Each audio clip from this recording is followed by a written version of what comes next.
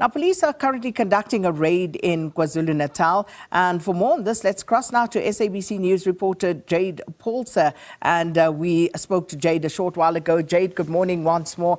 Just to give us an update on any further developments with regard to that raid. You did say you were out on Point Road earlier. Just talk to us about what's happening currently. Well, Sakina, earlier on I told you that more than about 25 foreign nationals have been arrested. The number has actually increased here in Point Road now.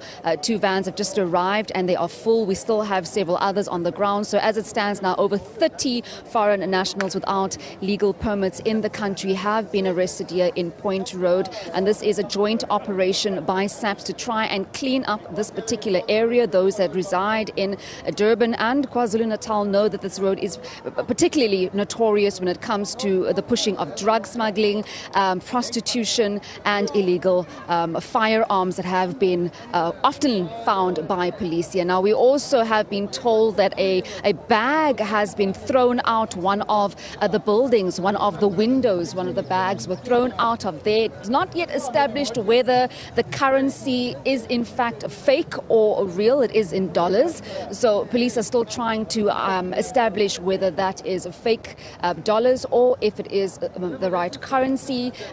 Several buildings have also been evacuated here, illegal buildings, and this has been an ongoing issue here in Durban where many buildings have been illegally occupied, hijacked, one could say, and this is going to be an effort and an ongoing raid to try and clean up this particular stretch. It's not the first one, we've seen several of them, but this is the largest one by far. I'm also told that the Provincial Commissioner Mkwanasi is at another one not too far from here. He will be joining us very shortly. He's just stopped there to see that everything is intact. And, we've been speaking to Colonel Nechunda throughout the morning, talking to us about this raid. He's been conducting his own talks and investigations here on the ground. But Colonel, just to talk to us, we tallied about over 25 illegal foreign nationals now. We are standing at over 30.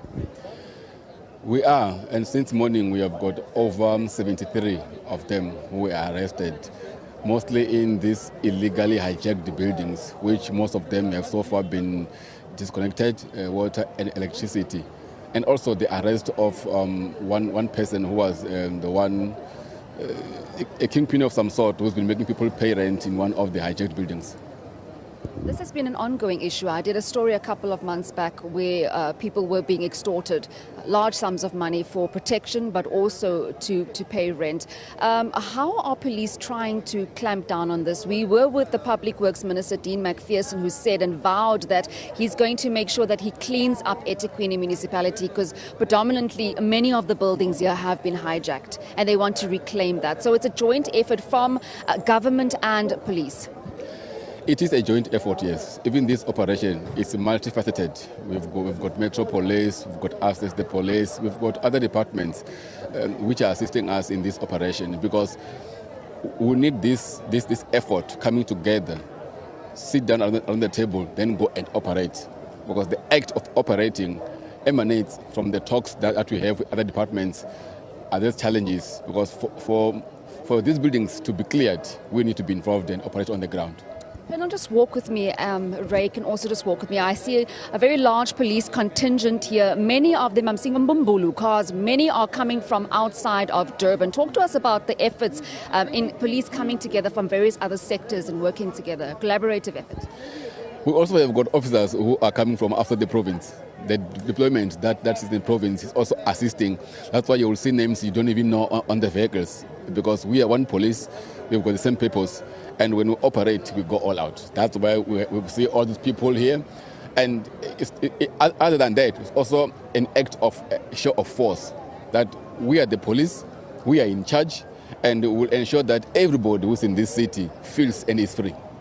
Especially in a province like KwaZulu-Natal that has been marred by violence and shootouts. We do know that the Provincial Commissioner Mkwanasi says that 20,000 police officers were deployed in the province to try and quell the violence, to try and stabilize the province. How is that looking? So far, so good. We have got exciting numbers. We are winning the war. We can say as the police that the picture we see is encouraging. We're not there yet. We need to reduce crime drastically. But with the province the way it is, so many guns, violent criminals, we are winning.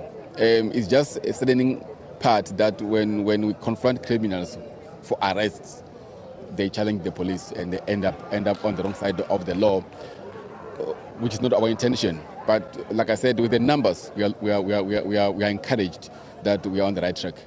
Well, Colonel, I think I'll leave you there and get you back to your work. Thank you so much for talking to us throughout the course of the morning. Well, Sakina, as you heard there, Colonel Nechunda just speaking to us about the efforts on the ground here. The number has increased from 25 to 30, and now over 30 illegal foreign nationals. As you heard the Colonel saying, there 72 have been arrested. Some are still being processed. Many of them are saying that they do have permits. They just need to get back into the building to try and get them.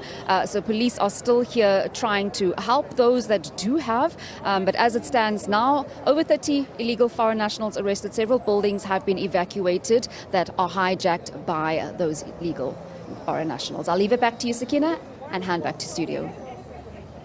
Well, thank you so much, Jade, and the Colonel saying that they are winning that war in KwaZulu-Natal.